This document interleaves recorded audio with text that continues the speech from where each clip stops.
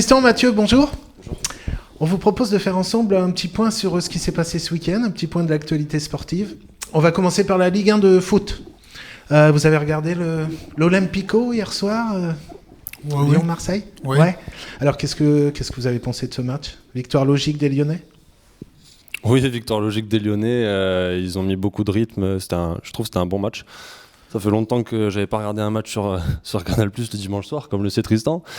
Et là, ouais, j'ai trouvé que c'était vraiment un bon match avec des buts, il y a eu du spectacle, donc ouais, victoire méritée des Lyonnais. Tristan, tu partages? Oui, entièrement d'accord avec Matt. J'ai trouvé Lacazette surtout au-dessus du match, avec un très bon Tolisso aussi au milieu de terrain, mais il y a une grosse différence entre les deux effectifs, je pense, et on l'a vu hier. La prise de pouvoir de Monaco à l'issue de ce week-end, Monaco qui passe en première position, ça vous semble logique? Ouais, moi je pense que on voit qu'ils sont un peu au-dessus en ce moment du championnat, même si le match du week-end prochain va valoir beaucoup. Au final, on va voir entre Paris et Monaco qui va prendre la tête du championnat. Après, je pense que ça va être compliqué pour Paris aussi, parce que Monaco, on voit que ça marque des buts devant, c'est assez costaud. Un petit pronostic, Mathieu, pour ce PSG Monaco du week-end prochain? Moi, je vois bien Monaco gagner. Ouais, en fait, ça me ferait plaisir, parce que c'est peut-être un peu le cœur qui parle, mais ouais, j'aimerais bien que Monaco fasse quelque chose, et ça mettrait un peu de piment dans ce championnat. Une défaite de Paris, une victoire de Lyon, et puis on aurait peut-être un final, un bouquet final magnifique, quoi. Ça serait cool pour la fin du championnat. On passe à la Ligue 2, qui nous concerne directement. Donc victoire vendredi soir face à Amiens. Une victoire qui nous permet, quand je dis nous, les Chamois, de revenir à 5 points du podium. Ça vous inspire quoi, ça? Honnêtement, pas grand-chose, parce qu'on peut être vite près du podium et vite proche de la zone de relégation. Donc surtout...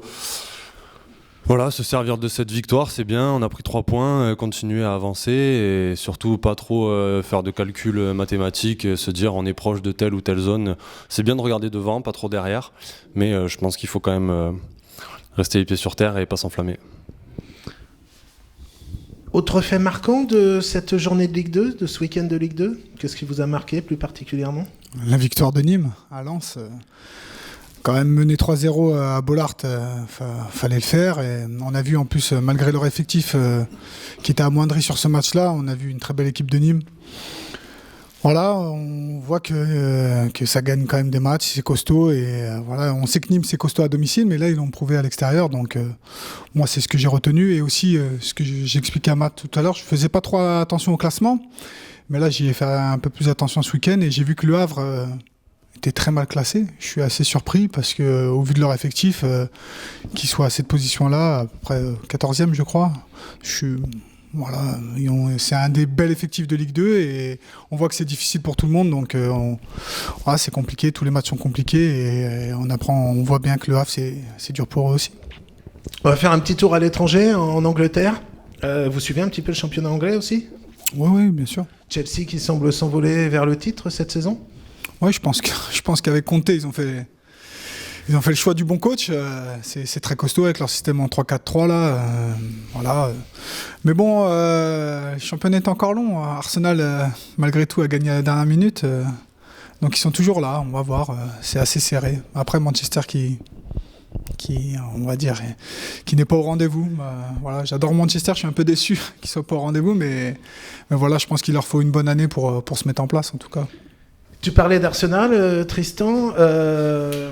Alexis Sanchez, qui à la 97e donne la victoire à son club en tirant un penalty en Panenka. Ça vous inspire quoi, ça? De la confiance et pas mal de culot. Donc il faut avoir le talent et la classe et le sang-froid d'Alexis Sanchez pour réaliser un tel geste à ce moment-là du match, puisque s'il le rate, son équipe ne gagne pas, et puis voilà, il donne la victoire à Arsenal. Donc moi, qui suis plus supporter d'Arsenal, j'étais assez content. Et ouais, voilà, beaucoup de talent et du culot. Un petit tour en Espagne avec une bagarre à 3 sans doute. Alors les deux incontournables, le Real, le Barça. Et cette année, Séville qui vient se mêler à la lutte. Ça va donner quoi au bout du compte, tout ça? Vous avez un favori? Moi, toujours un petit peu supporter du Barça. parce que voilà, c'est le beau jeu, ça a toujours été comme ça. Maintenant, j'aime bien les invités surprises, donc pourquoi pas Séville pourrait faire quelque chose cette fin de championnat. Ouais. Tristan, le championnat espagnol? Oui, moi j'adore le Barça aussi, bien sûr, mais cette année, bon, vu qu'il y a Zizou, j'aimerais bien qu'il gagne le championnat, le Real. Mais après, voilà, en Espagne, toutes les équipes jouent très bien au football, donc comme il dit Matt, pourquoi pas Séville, ça serait marrant pour voir une petite équipe s'inviter au sommet de la Liga. On va sortir un peu du foot, on va parler hand, parce que championnat du monde de hand en ce moment. Avec un rendez-vous à venir pour l'équipe de France face à la Suède. Vous serez devant votre télé pour regarder ce quart de finale? Le hand, ça vous branche? Ouais, bien sûr, sûrement.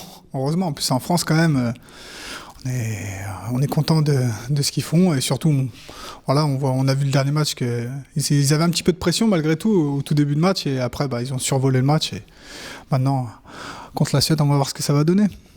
Mathieu, tu seras devant ta télé aussi pour soutenir l'équipe de France de hand? Ouais, j'ai regardé tous les matchs là jusqu'à présent, donc voilà, un petit peu tendu contre l'Islande, la première mi-temps un peu sous tension, et puis finalement en deuxième mi-temps, voilà, ils ont passé la seconde et ils ont pu dérouler.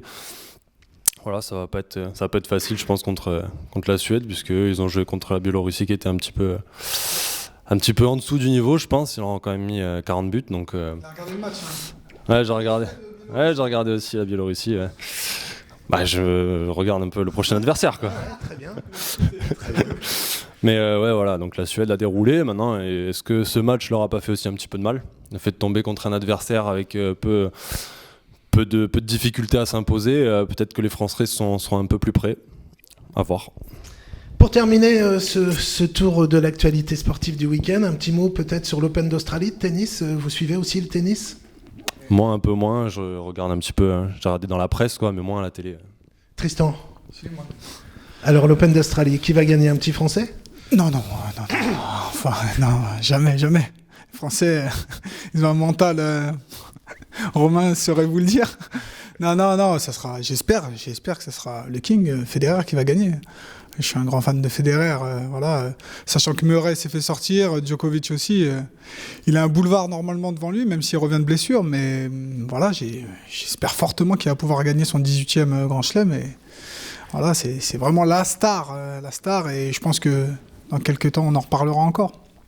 Avant de vous quitter, est-ce qu'il y a un fait marquant dont on n'a pas parlé? Quelque chose qui vous a semblé marrant ou important dans le week-end sportif qui vient de se dérouler?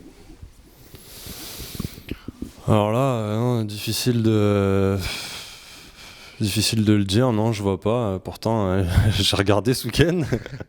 Et non, je sais pas si toi... Si, moi je sais. Tu m'as pas parlé de NBA, je vais t'en parler un petit peu. Ouais, parlons NBA pour terminer. Non, la victoire des Spurs à Cleveland.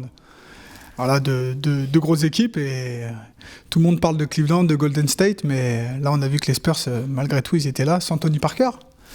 On voit que c'est costaud avec Popovic, toujours le meilleur coach. Donc voilà, je pense qu'ils ont fait un sacré match là-bas. Voilà.